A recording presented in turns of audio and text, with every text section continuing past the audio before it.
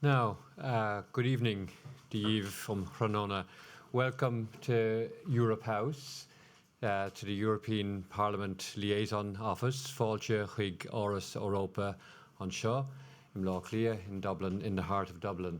So, I am the head of the European Parliament Liaison Office here in Ireland. Fergus O'Bara is my name. And it gives me great pleasure to welcome you all to the second of our series of Spring Talks. We have a fantastic lineup of panelists on this very important topic of children's rights.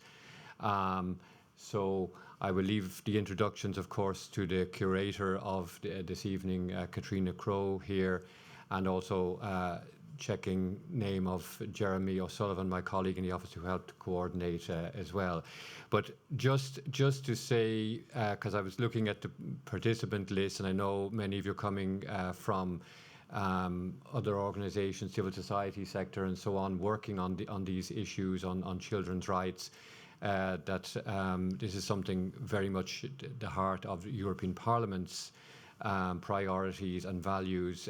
We have a coordinator in the European Parliament for children's rights. That's Eva Kopacz. She's a Vice President of the Parliament, a former Prime Minister of Poland, a very high-ranking member with that. And we have an intergroup, a cross-party grouping of members of the European Parliament on focus on children's rights with 6 Irish members out of the 14. So it gives you an indication of how seriously this issue is treated in the European Parliament. And after that, all I would then say is, if this is the first time that you are here in Europe House, please don't make it the last time. Check, out our website. Look at the other events that we have. Register for them. Get on our mailing list and newsletter. Come without appointment, just come to our Europa experience that you probably saw if you came past the Chatham Street entrance. And that's an interactive centre that people can walk in and see for themselves. But also can book groups in. So depending on your organisation, it might be interesting. We can always arrange a little talk and so on for your group. And you're more than welcome. Parliament is here now. The Commission will be joining us in a couple of months' time. They're moving into the building. So we really want it to be a centre for the European Union at the heart of our capital city. And indeed, many of the member states through the Council are also starting to organise their events and activities here, and all of which are open to the public, and you're most welcome. So without further ado, I'll hand over to your curator for the evening, Katrina Crowe. Thank you.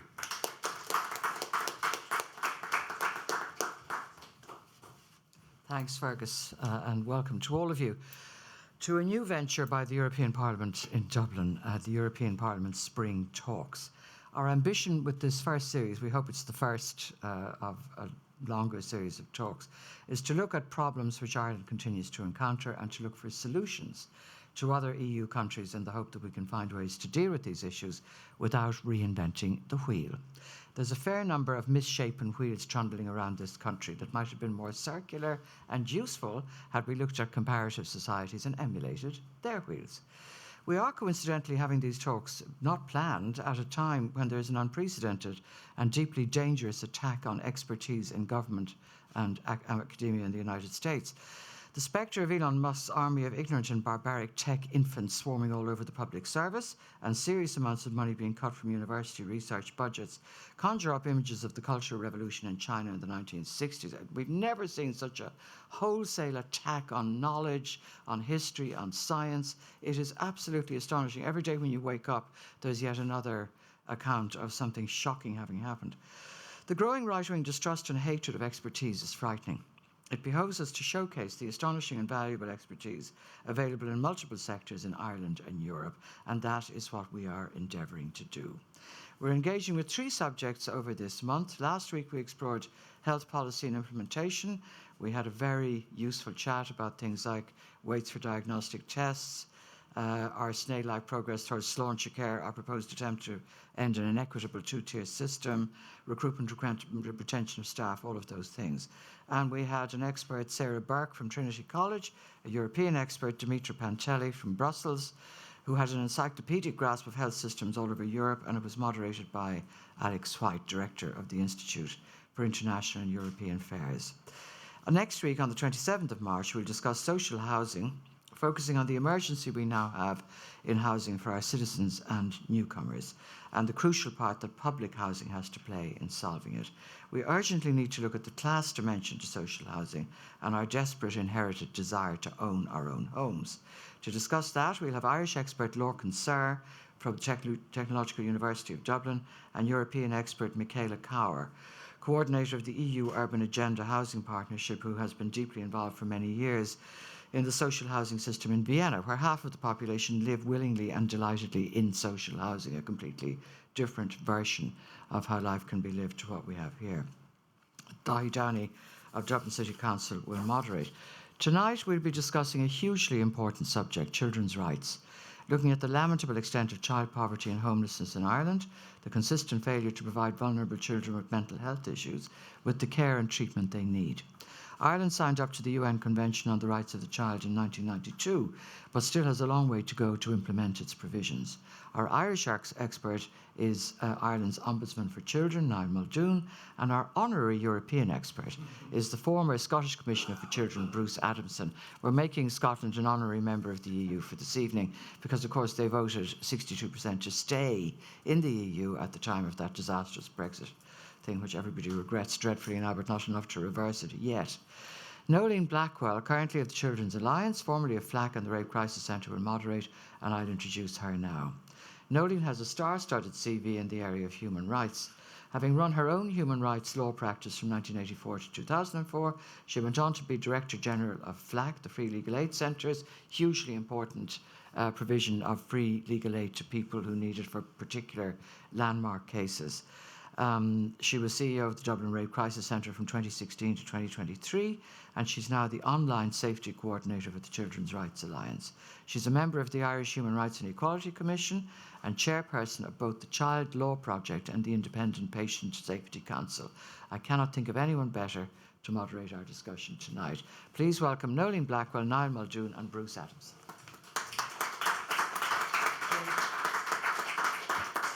Thanks a million for that, Katrina, and thank you very much for inviting me to get the opportunity to allow these two great champions of children's rights over many years to talk.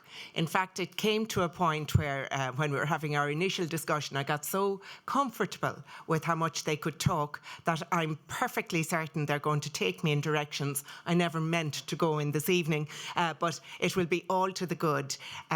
So Katrina is right. The whole area of children's rights is a huge area, and there are so many ways in which children are still failed.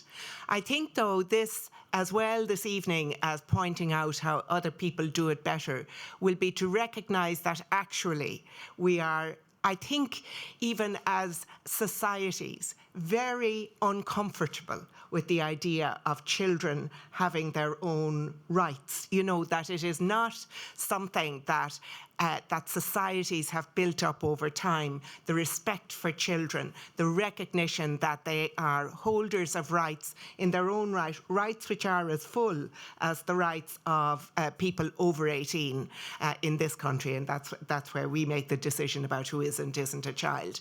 So I'm just going to introduce them both briefly, far more briefly than Katrina Crowe introduced me, just to say, but I still am very honoured to be introducing them both here this evening. We'll talk for a while, and then towards the end, if you have comments, if you have ideas, if there are questions you want to raise, if you disagree vehemently with what they say. Obviously, if you disagree with me, stay quiet. But if you disagree with either of them, that will be your opportunity to engage in the conversation so that we have a rounded conversation here. So at the far side here, we have Niall Muldoon, our Ombudsman, now in his 10th year as Ombudsman.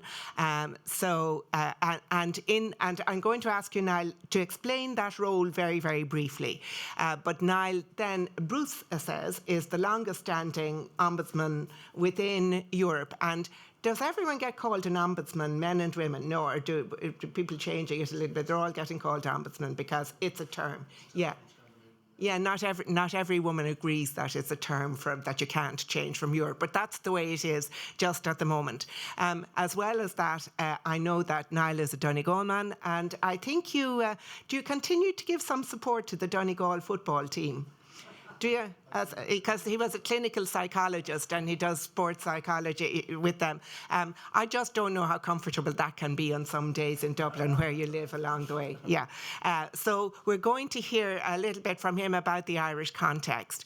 And then Bruce is not only from Scotland, he's also from New Zealand, as you'll hear as we go along. And he chose Scotland, he was saying earlier, on the toss of a coin. It could have been Ireland, which means that they might have been fighting for the same job. But no, he was then the Children's Commissioner in Scotland, and you've also been the chair of the European Ombudsman for as long until Brexit, I think, and then out of that, he teaches in the University of Glasgow, and he remains connected to the NGO community in Glasgow. So both of them are absolutely fascinating about children's rights. So that is probably the longest. I hope that's the longest you'll hear from me. But you're welcome to cough. So are the two of you welcome to cough if I go on too long after this. So I might just start with you, Niall, if that's okay. And just, would you say a little bit about what an ombudsman does, or what the Children's Ombudsman does under what our remit is here? Yeah. Absolutely. The essence is to promote and protect children's rights here in Ireland. That's the raison d'etre.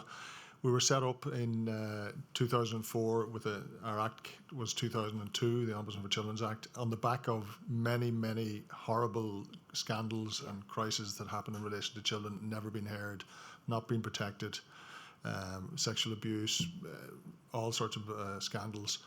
And the idea was that we would oversee the progress of the government's provision of services to children in every facet of it. So whether that's in education, housing, health, justice, anywhere where children are provided with a service from the government, then we as an office can take a complaint, and we're meant to be a free, impartial and fair alternative to court. So before we were set up, anybody who had a complaint about the government service had to sue the government, and you needed money for that, and that was unfair. So this is one of the options. And then the other part of our remit is very important, is that we can give advice to ministers and departments in regard to policy and legislation, so we can cut out issues from the start.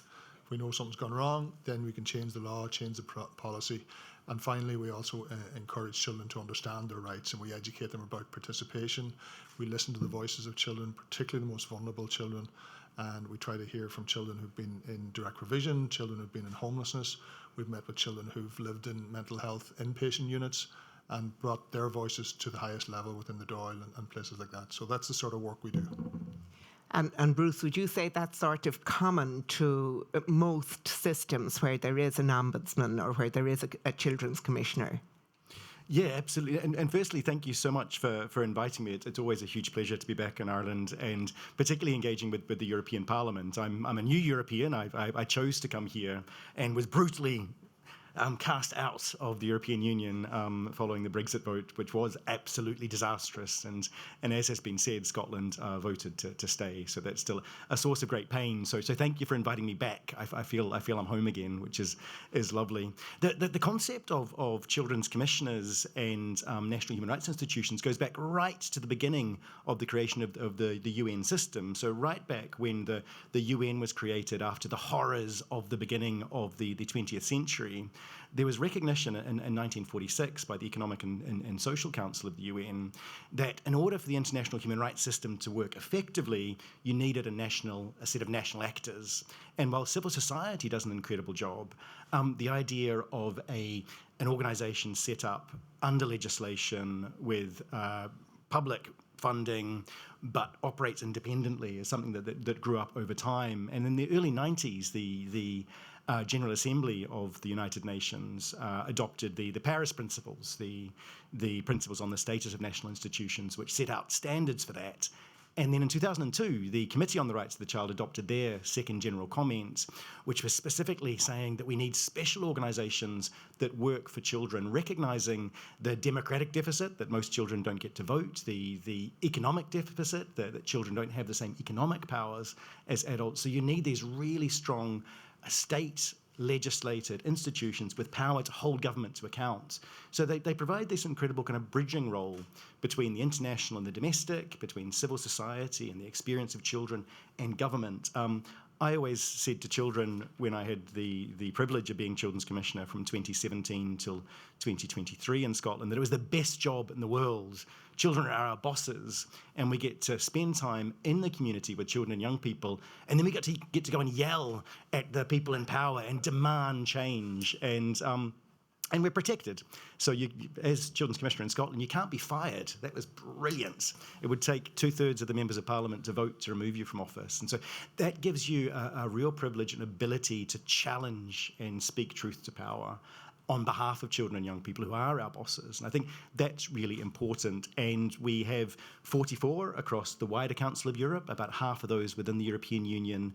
But also I was at a meeting last week in Budapest, coordinated by UNICEF, where we brought together some of the colleagues from New Zealand, from Maldives, from Malaysia, from Chile, and started to look at the kind of international framework whereby we could support children's commissioners globally. So this is part of a global commitment that states have made to have these really important and powerful bodies. And does every European Union country have a children's commissioner?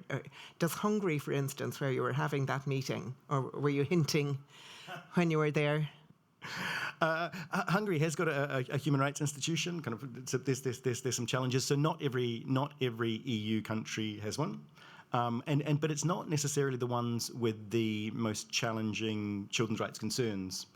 Some very, very well developed countries like Switzerland has really struggled to put in place these types of institutions. And I've been having fascinating conversations in places like Japan, where there's some kind of challenge in terms of culturally, in terms of the idea of creating an institution whose primary purpose is to hold those in power to account, and how that balances against the democratic mandate that Parliament has. Yeah, because that's something that comes up here now more and more as well. I think it's coming up more generally.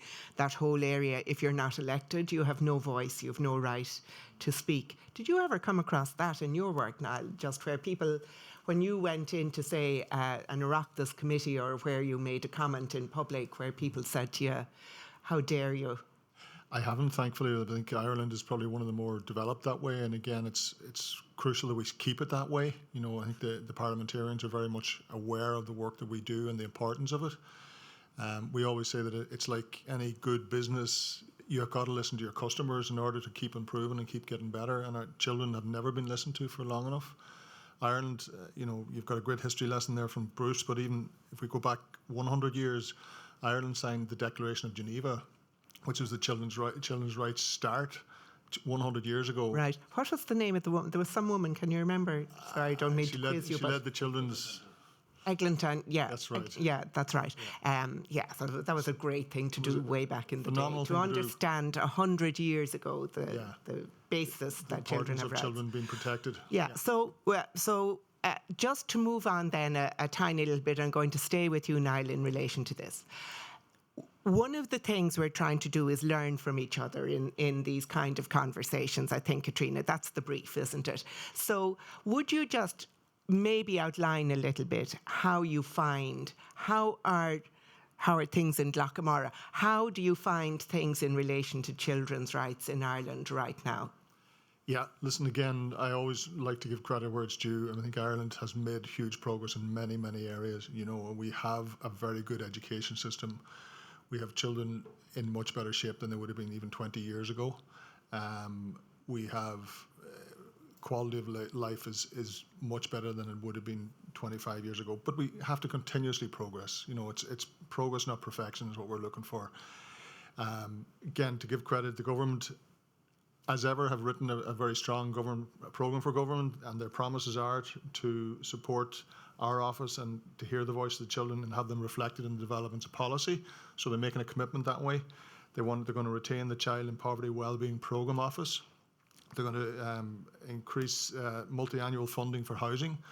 That's something I've never heard before, the idea of multi-annual. I think the first time it came out of the mouth of a minister was as a result of the RTE crisis last year. We've been fighting for it for many years. Any one of us involved in any sort of funding, multi-annual is the safeguard for long-term commitments and projects. So if we can get that into a children's rights point of view, it'd be fantastic. They're hoping to support people out of homelessness. Again, these are all good words. They've written well. They've improved. Investments in early years has gone up in the last decade. There's a phenomenal amount of improvement there. I think it's €2 billion being spent in that area now. They're expanding that again for disadvantaged children. They're expanding the hot school meals. Again, my colleagues in England are always, I laugh, they have great-grandparents who had hot school meals straight after the Second World War. I used to think it was just something in England, Yes. but like it was in children's books. They all got their dinner in school. Yeah, that's right. The whole of Europe has hot school meals, and we think it's a great investment now. But again, it's happening. It's happening. We're moving forward with it. We've also got free books. Again, that's on the back of, and we're going to put in a new DESH Plus scheme into schools for disadvantaged as well. So they're recognising the issues, they're trying to move forward. And to connect with the EU, a lot of that is based on the EU child guarantee that the Irish government have signed up to and will get funding for. And we have to move forward on that. That's the sort of commitments that really push the government forward, is an EU commitment. So there's good stuff happening there. But we also have to recognise, and we talked a little bit about this earlier, that they haven't committed to the UN Convention on the Rights of the Child into domestic law and the proper incorporation of that. For me, that would be the biggest step forward we can make. It's the idea that the UN Convention on the Rights of the Child is part of everything you think about every single day as a public servant. So if we put it into domestic law, what that would mean is that wherever you make a decision as a public servant, you have to be able to prove that that's child right compliant. And that's the sort of long-term goal that we have as an office. But when you think of the progress we've made and the things we're talking about there, you also then hear today, we are now the third richest country in Europe with all our Apple billions and all the other money that we've made, which we have to be careful about. But we have doubled our child poverty today. That's the statistics that came out from the Central Statistics Office. That's a really scary vista to see that happening. We have close to 5,000 children in homelessness. We have continuously asked, since 2016, asked the government to prioritise family homelessness, taking families out of homelessness. So even with that 5,000 children, there's only 2,200 families. That's 2,200 homes that are needed. And even we created 30,000 homes last year. Can we not prioritise those families to get use of those facilities? So there's lots of work to be done in lots of areas. You've flagged earlier, I think Katrina flagged the mental health areas. Our children are living in a different world where the pressures and the anxieties are much more directly on them. We cannot shield them anymore from a lot of stuff. They hear stuff through the news. They put pressure on themselves in body image. Social media is constantly on. So mental health is a hugely important thing. And if something goes wrong, we need to be able to facilitate their entry to a system quickly. And we know that's not happening. Disability has a lot of work to do as well. So there's progress made, but a lot of work to be done. And can I ask, on that question of health, for instance, is it partly that we know more about the problem now, or is it that actually the harm is increasing? Do you know? Like when I worked in the Rape Crisis Centre, I used to always say we weren't getting enough complaints. People weren't reporting it enough along the way, but that's a very different area. I think are our stats better now as well? Is there something in that? No. I think there's a bit of both. I think the way I've always described it is we have really come, probably in the last 10 to 15 years, we've really come out of ourselves and talking about mental health and acknowledging mental health and acknowledging the importance of it and saying, I am hurt here. Yeah. I'm really unhappy here. I need help. And what I've described is we've asked our people to be brave and to come out into the sunshine.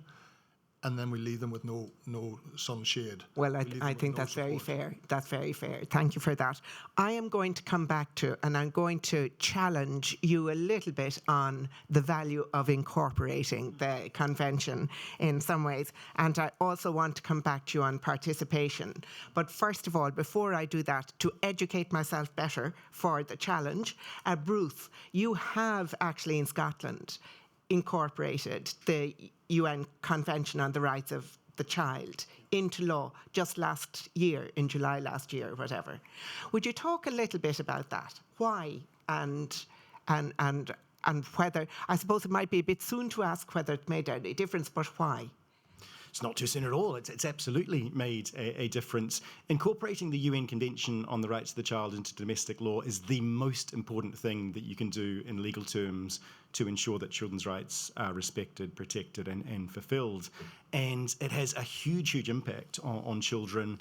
Even the process of going through getting incorporation actually starts to deliver really important culture change in terms of children's voice and children's rights. And I think it was useful that we started off with the reflection that it was 100 years ago that the first declaration on the rights of the child was forged in the flames of the First World War, this international recognition that, adopted by the League of Nations, that hungry children should be fed, that sick children should receive health care, and that in times of distress, children should be the first to receive relief. And that was a time of global uncertainty. It was a time of economic and political turmoil. It was a time where children were being deeply affected by that. And I'll let you sit with that for a moment in terms of the world's response to that turmoil was to create legal systems to deliver change for children and young people. And the Convention on the Rights of the Child, adopted in 1989, brought together civil, political, economic, social, and cultural rights, along with humanitarian and elements of environmental law protections. And the fact that it was ratified by all but one country in the world shows what an important global standard that is. And so both Ireland and the UK have ratified the convention. So these are rights that already exist.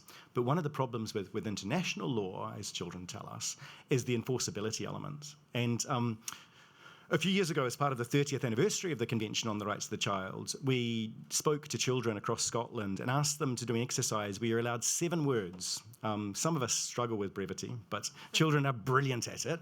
And so you're only allowed 7 words to describe why the convention and the incorporation of the convention was important. So I encourage you to try this exercise, maybe over a refreshment afterwards. But they came up with brilliant things like rights are help before you even ask, kind of explaining this idea that there's positive obligations on the state. This isn't a matter of charity. This is obligations on the state to take action so children shouldn't have to be asking for help. My rights are my armor to me, demonstrating the protective elements that children feel from the rights framework. My rights give me power, freedom, courage. The idea that there's a participative element of children's rights, that children get a voice through this. And another child said, children have rights, dinosaurs don't, they died, which is one of my favorites. And I'm not suggesting there's a causal link between the extinction of the dinosaurs and the lack of a children's rights framework. But what I would say is that this children's rights framework is a really good response to existential threats that we're facing. That legal enforceable framework's hugely important. And so what we did in Scotland is that we brought this within our domestic law. It doesn't create new rights. Those rights already exist. They've already been signed up to. What it does is provides a mechanism of domestic accountability for those rights.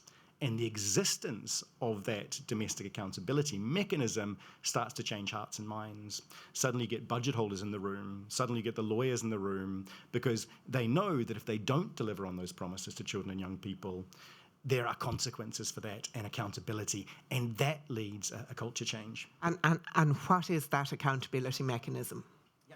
So within our legislation that came into force, as you say, in July last year, there is a judicial mechanism whereby if any public body or a private body who's delivering a public function fails to act compatibly with all of the rights in the Convention, then you can take them to court, you can litigate. And the Children's Commissioner can do that, children can do that directly, and civil society can do that to support children and young people. So there's a direct access to justice mechanism. Separately to that, there are additional obligations on the Parliament to ensure that legislation that they pass is compliant with children's rights, and the courts have strike-down powers and declaratives of incompatibility. And in addition to that, there's another part of the Act which sets out the positive obligations on the government to set out a children's rights scheme and bring in things like children's rights impact assessment, rights-based budgeting, participation of children in judicial processes, including remedy. The former chair of the Committee on the Rights of the Child, Professor Anne Skelton, said that she thinks it's probably the best piece of children's rights legislation in the world, which I think is a huge testament to the children and young people who led that process and demanded and were successful in achieving this powerful piece of legislation. Yeah, so for just my own background is as a solicitor as well. So I love the idea of a new law or a new sort of set of legal remedies along the way. But again, just over the time, we know here that, like what Niall was saying, was that you had to go to court before. Going to court here is no fun at all. And you need to be very well off or very poor. They're the two best ways to go to court. And children don't have a right to go to court on their own in Ireland. So we would have a lot of work to do to put those mechanisms in place. And I can only guess that that took a lot of work, even in the Scottish system, which was behind. You need, like, what strikes me is you need a lot of leadership and a lot of politicians saying, yeah, we're going for this. Yeah, I mean, interestingly, from a kind of a geeky point of view, children in Scotland have always had the right to go to court themselves. They can instruct a lawyer at any age. Almost none of them do, and even with our kind of access to justice mechanisms through our public service ombudsman, children never use access to justice mechanisms because they're designed by and for adults, and they require a complexity or the finances to do that. So a big part of it, and in fact, the UN Committee on the Rights of the Child is currently working on a new general comment, an authoritative statement on access to justice, which is focused on exactly this. It's going out for consultation, their draft, very, very shortly. So please do get engaged in that, because this is one of the biggest things we need to work on. In order to make rights real, access to justice has to be really key. What was exciting about the experience in Scotland is that the Act was passed unanimously by the Scottish Parliament, twice, in fact, because there was a constitutional challenge that we needed to resolve. And so even though those parties that historically haven't been the biggest supporters of human rights, the Conservative Party in Scotland, was a real champion of this, because they saw it as a way to improve public services, improve accountability, and deliver for their constituents. They were some of our biggest champions.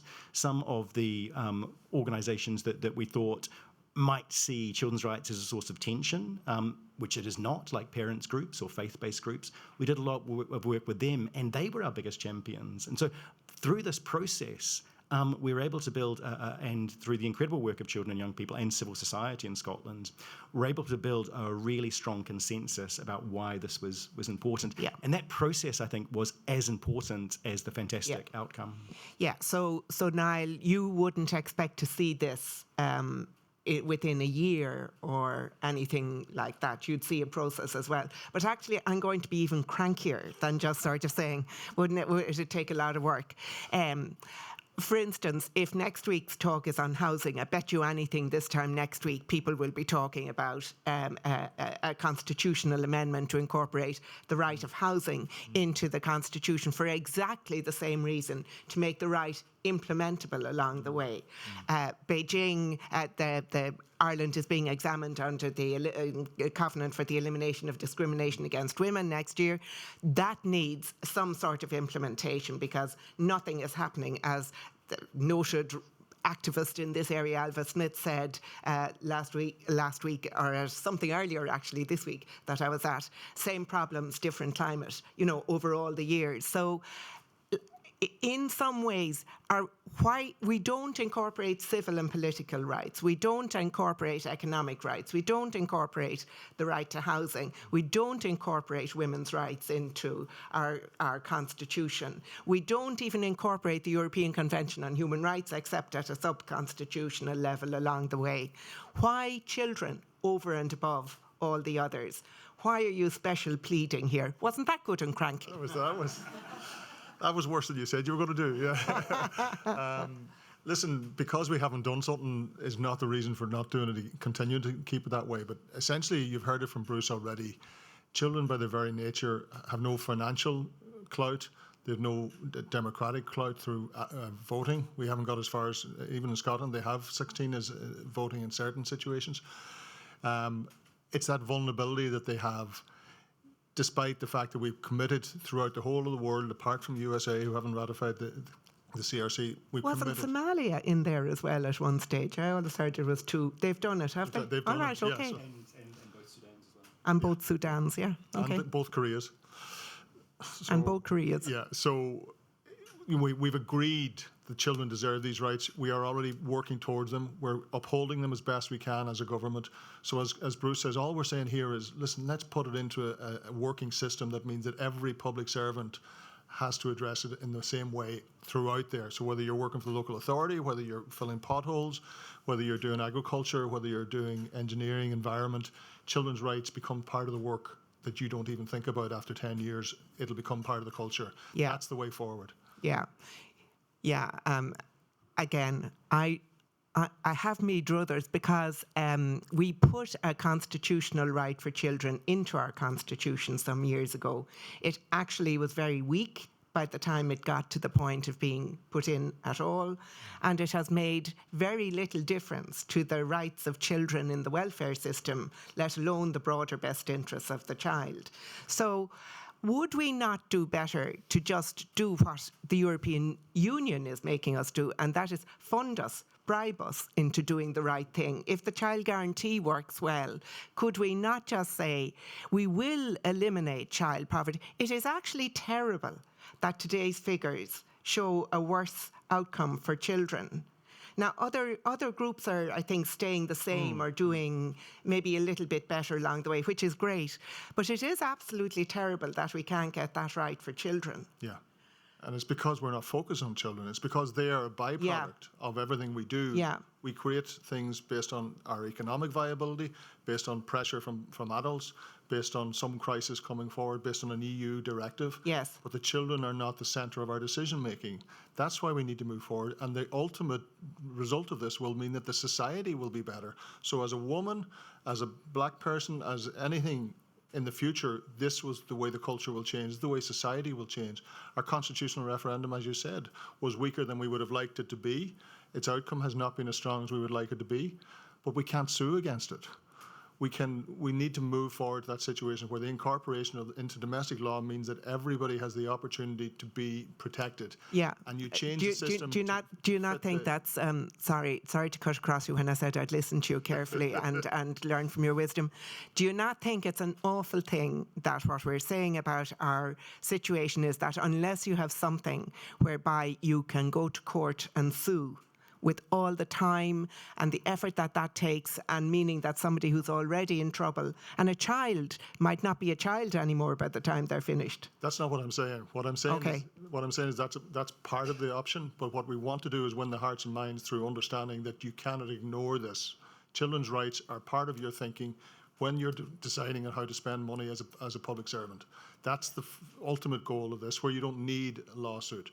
And I think, again, it's the idea that we wouldn't do it because it's so hard and we haven't done it before. Why did we bother with women's rights? Why did we bother with other rights? We have to keep fighting and keep pushing. Yeah. And this is the ultimate destination. It's not going to be a panacea either. Yes. You will always have to continue it. But if you start creating the jurisprudence, things start to move as a result of that. Yeah. So it's a starting point, maybe. Okay. Litigation. Okay. And anyway, look, it's a children's rights night, so we'll let that sit now just there for the moment, because I want to turn to the other area. Sorry, again, I'm clearly cranky tonight. We're going to turn to the other area that I find fascinating, and that is about participation of children. And that is sort of a core set of rights within the Convention, within everything. Everyone always studiously tells you that children must be allowed to participate and are entitled to participate. But actually, it doesn't happen all that terribly much. And I'm kind of wondering if, what are the best ways you two have found in your own practice, and do you know of other ways for children to participate so that they're not drowned out by all the shouty adults, even people who don't interrupt other people? Yeah. And I think, particularly in Ireland, we're moving in that direction. We're making progress. I think we now have the Department of Education, which I've been openly critical of as being the least child-centred department in the whole country, despite its fact that it's the only one that meets every child in the country, has moved forward. They're now got a child participation unit. They're using children to help them guide their policies. The National Council for Curriculum Assessment has gone and listened to children all over the country when they try to reform junior cert, primary school and post and senior cycle reforms. They've gone to special education schools as well to make sure they listen to all the children. We're making it more and more of a priority. And they've all recognised, as we all do, and Bruce will say it as well, it takes about 50% more time and energy to do a consultation and to bring those voices in. But it improves it by about 200% because you do that. So for us, I think we're moving in that direction. We've got a hub in Ogue. We wanted to move to within the Department of Education. We want to create a student and parent charter, which would have meant every school had a student council. And again, that's the start of democracy. That's the start of hearing the voice. Children would feed into the charter that you would create in the school, and they would know that adults were listening to them. Yeah. So that's slow progress, but we'll get in there. Yeah. Ruth, yeah. Totally agree. And to reflect back on the point from before in terms of why you incorporate the Children's Convention separately from the broader human rights framework, which also applies to children, we had that choice in Scotland. So there was a government process that was going ahead to incorporate the other core treaties, and then a very much children, civil society-led process for UNCRC incorporation. And we fought really hard to keep those separate. And it turns out we were right, because that other process has collapsed. But the reason why we did that was because children's voices get totally lost in broader adult processes. And an interesting thing, the research that's been done around incorporation by Professor Ursula Kilkelly at University College Cork and Laura Lundy and Brona Byrne professors at Queen's University Belfast led a couple of big global studies on incorporation. And one of the things that they focused on was the fact that having something that's subject to litigation changes hearts and minds, but you don't see a big spike in litigation. I'm a litigator by trade, actually, and I think anyone, as you've said, who's involved in that, it's the worst possible way to resolve anything. It's the worst way. It's expensive, it's cumbersome, doesn't really work very well. But the fact that there is that enforceability, that's what really changes things. And interestingly, to come on to actually answer your question, because the Convention on the Rights of the Child says that children need to be involved in any decisions which affect them, which is everything, that's now become an enforceable right in Scotland, alongside the requirement to use all available resources to the maximum extent possible for economic, social and cultural rights and to deliver on civil and political rights. That legal framework now compels people to do participation.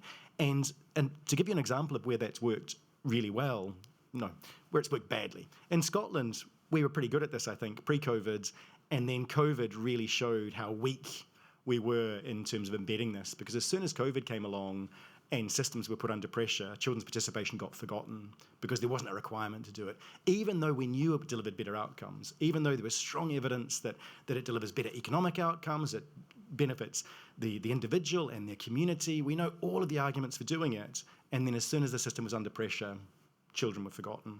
So now with this enforceability is really important, and I know we're tight on time, but I'll give you one very quick example of the importance, again, of the work that Laura Lundy and others have done in terms of developing models of participation and saying you have to create the space for children. It's not enough to bring a very articulate child to sit in an adult space and give evidence to Parliament, which they do incredibly well. That's not participation. Adult decision makers have to go to children's spaces and communicate with them in a way that works for children. We've had special rapporteurs from the UN sitting on the floor with paints in the east of Glasgow, mapping out their community in terms of addressing poverty. I've had the former chair of the Committee on the Rights of the Child crawling through tunnels at a nursery in Kilsyth in Scotland, having conversations with very young children. Couldn't that get messy? No.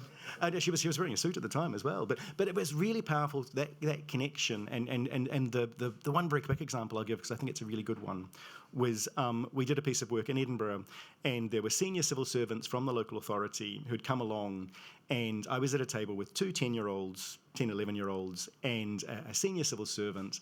And he expressed at the beginning of the day that he was a bit disappointed because there were about 100 children in the room, and when he found out that he'd just be spending the whole day just with 2 children, he said, I'm a bit disappointed because I wanted to say I've spoken to 100 children.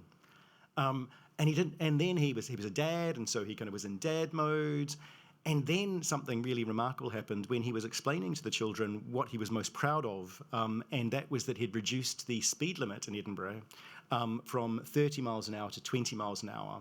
And there's strong evidence that saves lives. And Summer, who was an 11-year-old girl, said, I think that's the worst decision. It takes ages to get everywhere. Surely it causes more pollution because cars are stuck in traffic. And he was really condescending to her. He said, are you just repeating what your dad said? And so he moved from dad mode to condescension. And you can imagine Summer, who'd worked for the Children's Parliament, with the Children's Parliament, you imagine how she reacted to that. She hit the roof. And I got the popcorn out because it was amazing watching this conversation with them. And throughout the day, that started to develop. By the end of the day, they'd detached themselves from the task we were supposed to be doing, which was a kind of a Jenga type thing. And they had a flip chart. And he was explaining his very extensive multi-million-pound budget for roads and parks and how he was dividing it up. And Summer was doing an element of rights-based budgeting in terms of what she thought should happen. And I spoke to him afterwards, and he was saying, I get it now, but it took me the whole day to work through that process to actually see this is what I need to be doing. Oh, that's fabulous.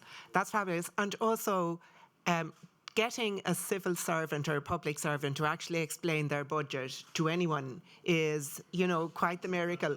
In terms of participation, Niall, are there things that you particularly recall? Are there things you particularly recall hearing from children that surprised you? Absolutely. I mean, we get 2,000 children a year through our office. We bring them up for workshops from all over the country, and we subsidise the transport so that there's nobody left behind. And I would try to go down and visit the workshops as often as I can. I remember one time I was having a really, really bad day up. I don't know what was going on, but a really bad day. And I came down, and there was only about 10 or 12 kids, but they were what you would call emotionally disturbed is the old term that would have been, but they were hyper essentially. They were all over the place, running around the place like blue ass flies. Yeah. They'd had their workshop, they found out who we were, what we did, and then the next thing they see me coming around the corner. Yeah. And I'm like a superstar. They're like, oh my God, there's the band that was on the TV. Usually it's more importantly, you the man who met the president. Yeah. Because the president signs our contract. But I came around the corner, and these young girls, about 10 years of age, came up, and one girl just put her arms around me. And you're there, and jeekers, what do I do? And the next thing, they all came and put their arms around me, and I said, you know what, to hell with this. The teachers are watching. Whatever. And I had a big hug, and it was just like a medicine to me. Yeah. It was just wonderful. And it's just that sense of they found a place where they felt accepted. They didn't have to sit still. They didn't have to be quiet. Yeah. We were just, and I ended up doing autographs. You never do autographs. What do I do doing autographs for? I mean, that's. I tell you what, you had to go home though that evening, didn't you? I'd say that got it. It was just wonderful. It was just one of those stressing things. I mean, and your office is lovely actually because you can turn corners and things. That's right. But actually, before I move to see what people in the audience might have to say, what are the things that bother children now? Bruce, I might go to you first. What's bothering children the most in terms of their rights? everything. The world's a scary place at the moment. Reflecting on that participation element, though, as a Children's Commissioner or Ombudsperson, you spend a lot of time out in communities with children and young people, and you hear a lot from them, and you get the same consistent messages. One of the things when I first became Children's Commissioner and travelled around, I asked children, what do you want from me as Commissioner? And one of the most brilliant things was a conversation with some children in Shetland, the far north of Scotland. It's kind of Viking part of the world. And they said, we want you to be savage in holding those in power to account. And so that became part of my strategic plan. But it's those conversations. A lot of children are really angry that adults are letting them down. Climate justice is obviously one of the most huge ones where adults have failed and children's leaderships come to the fore. Children are really concerned about mental health of themselves and their colleagues, and how that's being exacerbated by poverty and technological change. They're really concerned about global conflict, and again, that's getting much, much worse. But poverty, mental health, and climate change came through as consistently the biggest issues in Scotland. And Niall, what is it? I'm sorry. It's really it's a question that I can imagine you're coming up with kind of the same. Yeah, there's. I mean, mental health is there. I think climate change isn't as loud here in Ireland, but it's there. But mental health is definitely there. Housing and homelessness. Yeah. And again, it's that essence. Children are fair. Yeah. They just want the world to be fair. They want their friend to be able to get what they have. They want their brother to have. So disability is something that comes up very often. My brother's not able to go to my school. My brother doesn't get an SNA, those sorts of things. So disability, housing, and poverty, I think, are probably the three, and the mental health end is the piece that comes up regularly. Yeah, it's just lovely, isn't it? Not that sense of feeling fair, that it's not fair. And I find, including the curator of this series as well, I think it's just one of Katrina Crow's sort of main statements through all your life, that that's not fair, or that's fair. It makes such a difference. Look, let me turn it over to you. I've had the pleasure of asking the questions. Be as cranky as you like, honestly. But is there anyone here who'd like to make a comment? I guess we have a mic or something for people, do we? Yeah, lovely. Thank you very much indeed.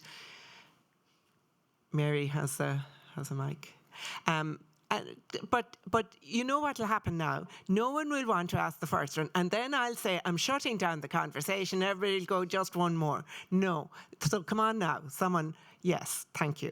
Yeah, are you ready? Yeah. Loads. Okay, loads. Yeah, terrific. I hope I don't come across as angry, but I am in a nice position. Both myself and my wife retired.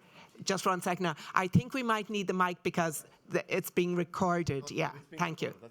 Yeah, sorry. Yeah. We both retired from primary school teaching, and I was a school leader for 25 years, for the last 25. And we were born in Dublin, went to school in Dublin, and went to training college, went to teaching. So we have 110 years of Dublin children experience between us. Probably never thought that. And you look like you could do it for another 110 years. Yeah. Okay, I'll end it there. So it's fascinating. I also did a master's on children's participation in decision making in primary schools, and I chose to stay immersed on the ground in my school for 20 years, and always found a duality between these kind of meetings and discussions with people like you and the day-to-day getting the thing done. Because if you spend too much time at meetings like this, the things don't get done. So the problems that you alluded to in education are probably the same in other departments on the square wheel. I experienced them over the years. I do think the Student Council that we set up in 1998 and the children's participation in decision making, I do think ultimately it was a success, and we kept that going. When you do a study on it or you've done your master's, you're not going to just suddenly walk away from it. So yeah, no, that's great. That kept going. But the problem is that you're watered down then as a school leader now in primary education, because you're the student council, even though you want it to be children making their own decisions about how do you make this a better place. You've got green schools committees, there's pressures to run them, and a green school committee is a kind of separate thing, but you need children's participation in that, and then they're all glossy and they come out with the green flags, and you do all that, but it waters down again that thing of being involved ultimately in decision making. So what's missing, or what needs to happen in your view? Well, it would go back to funding for schools, because Desh School, of which I was a leader, ultimately I left, and this isn't the reason I left, but it's my point in actually speaking, is that the watering down of the leader within the within the system, not the system, no, within your complex, school complex. Yeah. You realise ultimately that you can't. You've got the things going. You've got the initiative. The kids are happy. Yeah. Our kids, there was never an unhappy child really, because you could say you're involved in. Yeah. Bring your suggestion box. Yeah. Your suggestion to the student council rep, to the committee, and that was all fine. And that the funding was the issue. So I'll give you some examples. Well, I'm hoping that I'll be able to get another couple of people's questions in as well. Yeah, so okay. I won't go through the whole thing. But funding is an issue. I But think if that's I a take really one good element point. of that, Yeah. we'd all want children with special needs to be catered for. We all want children from the travelling community to get equal rights. But if you have all of them in the one Desh and Desh Plus complex, without the funding and the resources, that problem, and the staffing, resource teachers for travellers, visiting teachers for travellers, all that, that was taken away. I loved my career, but ultimately I don't know whether it was a successful career or not, because you batted for these kids and you didn't. There's still these issues, and it's very hard to measure. 110 years. Yeah, well, thank you very much indeed on that. Do you know what I might do? I might just take another couple of comments, if that's okay, because people might feed into other ones. Can I see? Right, thank you. Thanks, Mary. And is there another comment somewhere that? Thank you very much. We'll go there. Yeah. So I'm going to comment on positive change, because I do think it's there. So I am actually an elected councillor, but I also am the coordinator of my local Colin and Oak. And what we're seeing is really working is, particularly now for funding applications within local council, anything that impacts young people, there is such a requirement now to show that you've consulted young people and that you've consulted Colin and Oak, and they've realised now they're not getting grants if they don't do it properly. And I suppose the challenge my side is just making sure that that's not kind of tokenistic. Yes. But I do think that there is... Yeah, it's an incentive. Pressure kind of coming. Yeah, that's really helpful as well. Thank you very much for that. And just towards the back of the room there, please, Mary. Thank you. Thank you. Hi, I'm the vice chair of the South Dublin Corlin and Oak. So when I heard Corlin and Oak, I was like, oh. I'm a member of European Youth Parliament, and I'd like to also comment. I think, groups like Corlin and Oak are so important. And I feel that the whole thing with the student council, I find, is they're very valuable for schools. I do also find often though, when we go to the student council, sometimes it's mostly comprised of teachers suggesting things and the students going, oh, I'll help with that. And then the thing gets passed. For example, we had this thing where they got rid of the sausage rolls in school for a healthier canteen thing.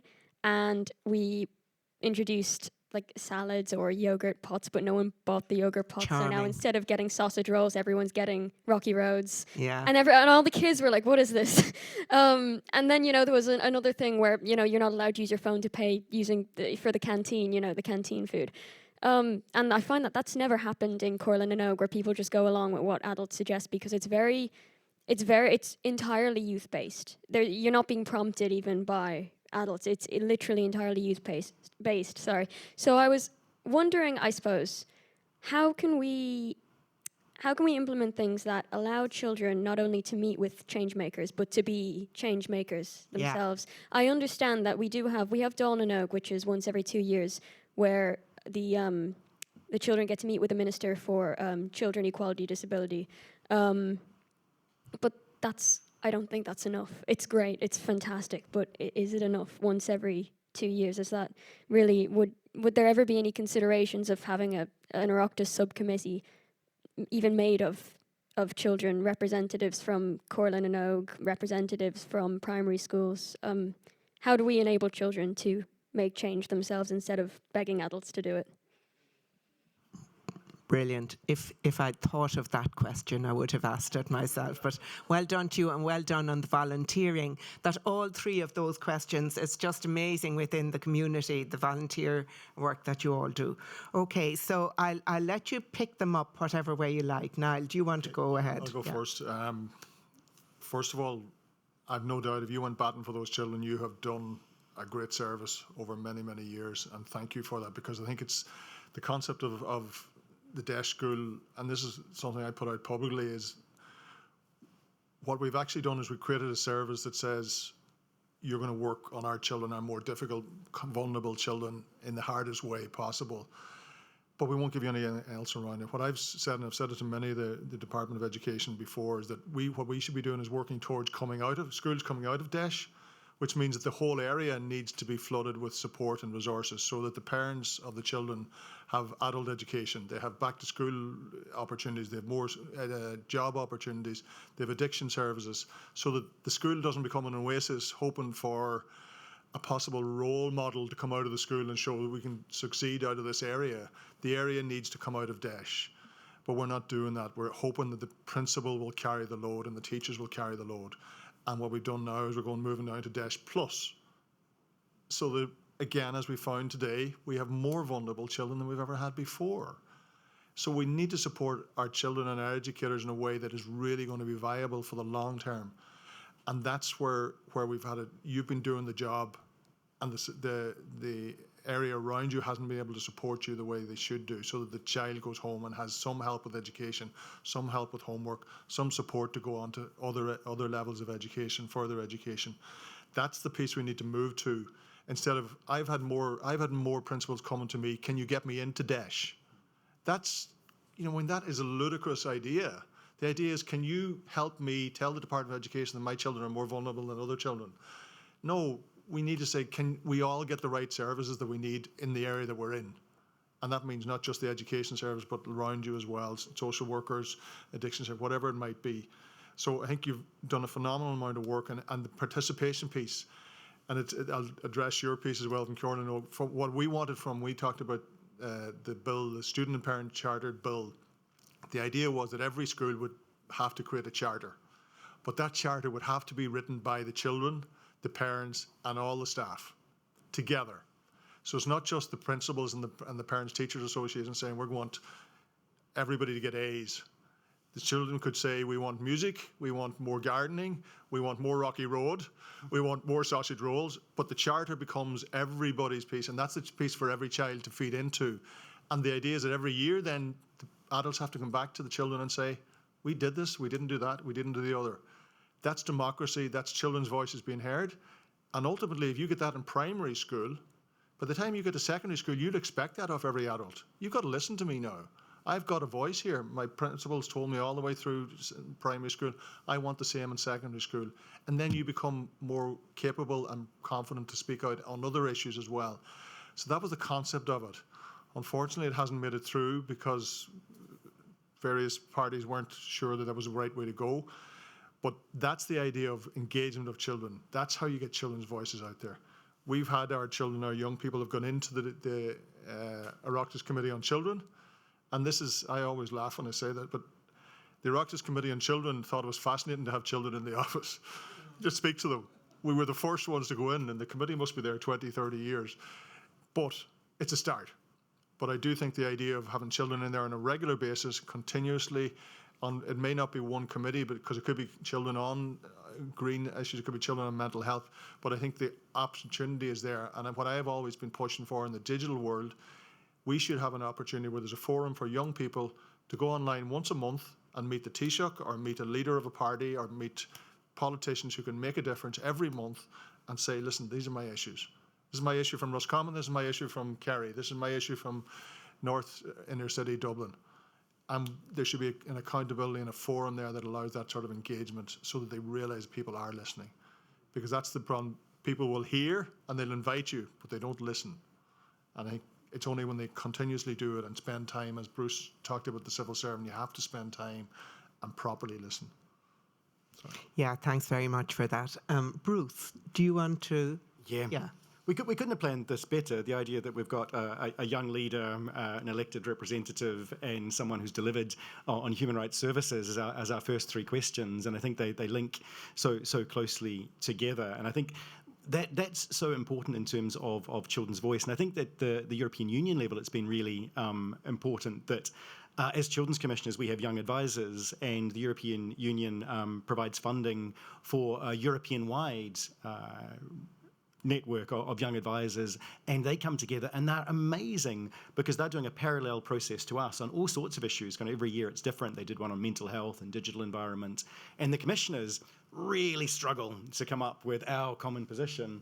The young people, amazing, from different countries, different legal jurisdictions, different cultural experiences, coming together and making a decision because they've got that mandate. And I think that's really important, that you put the support in around that, and it makes a huge difference. And I think that the work that Eurochild's done as well at the European level to work on the participation platform at European level is really fascinating. But the decisions have to be where children's lives are. And so again, most children spend most of their time in schools, and so schools are really important. And I think one of the examples from Scotland that I think is useful is that I did a legal investigation into schools in Scotland in terms of the restraint and seclusion of children in educational settings. And so this was primarily children with additional support needs, and it was a legal investigation, but I did it alongside the schools because they were really struggling to say, we've not got the resources, we've not got the training, we're really struggling. And I used this legal power not to condemn them, but to work with them to leverage additional support. And so the outcomes for that were actually using the rights-based mechanisms to leverage that support that you know that you need. And I think that's really important. This wasn't a big stick to beat really hard-working people trying to deliver on human rights who know the children really well and who want to deliver for them. This is providing a mechanism to demand the support that you need from decision makers, and then providing decision makers the ability to understand those mechanisms. And so this is stuff that we all agree on, but it's creating the mechanisms, I think, that are hugely important. Yeah, no, thank you very much for that. That mechanisms as well would also solve that problem that you don't just have a tick a box. We actually are still at the move we're going, so one of our strategic... Sorry, Mary, thank you. So the move we're trying to get across, I suppose, our council is to have a seat for a young person on our strategic planning groups. Yeah. So we have one on the climate planning group now, and now it's to infiltrate the others. So I actually chair the social and community development strategic planning group, so that's my aim at the moment. Thank you very much for that. The way she says infiltrate as if it... I think we might we might have time for we should one more question. And in fact, if there's only one more question, I want to ask it. Back to the young change maker right at the back. Would you mind taking that back for a minute? I think that's such a good question, such a profound question. How can we make change? But I don't know why you're asking the adults up here, because my guess is, what would it take for you and your colleagues in Corlin and Og to decide how you make change? Because I know you could do it. Well, I suppose it would take about 2 hours around a table. Yeah. That's one thing. I suppose my main thing is, I think that children in Corlin and Og, we're here, and this sounds like an unreal reason, but it's the reason that most people really become change makers. We're here because we're angry, essentially, because we feel like change needs to happen, and I feel like we need to let other children know that they can also be angry, because there are things to care about. You know, if any child ever feels like they've been done wrong by the legal system, by the parliamentary system, or by whatever's in place in general, if any child ever feels like they don't have those supports that they should be guaranteed under the Charter of Children's Rights, they have a reason to be angry. And it happens more often than you might think. There are children living in homelessness right now, and there is also legislation set out in so many countries that guarantees that children should be housed. They have more than a right to be angry at that. So I suppose really just to let children know that they don't have to sit around and wait for someone to say kind of like, what can we do? They can speak up, If you're not in a group like Corlin and Oak, you can still speak up, although it's a great group to join. Yeah. That they don't have to essentially agree. They don't have to agree with adults. That's it, basically. All right.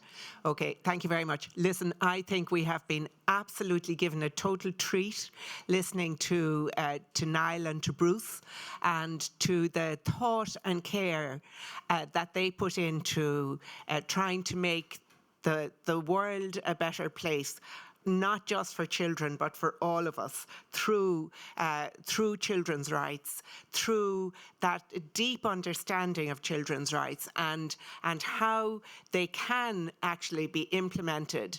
And actually, I have to admire their energy and enthusiasm still. I don't just mean because I was cranky. I mean just in general, because the world can be cranky, and because you've been working at this for a long time, you're making progress. People who've spoken from the audience are making progress along the way as well. But thank you very much. Continued good luck to both of you with all your work along the way. I think they deserve a massive big round of applause. Thank you.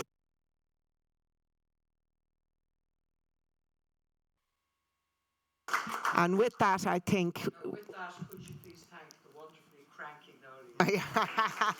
Welcome. And I think then Katrina stopped the questions, I think, because she remembers that there's a glass of something outside if people would care to take it. Yeah, thank you. Yeah.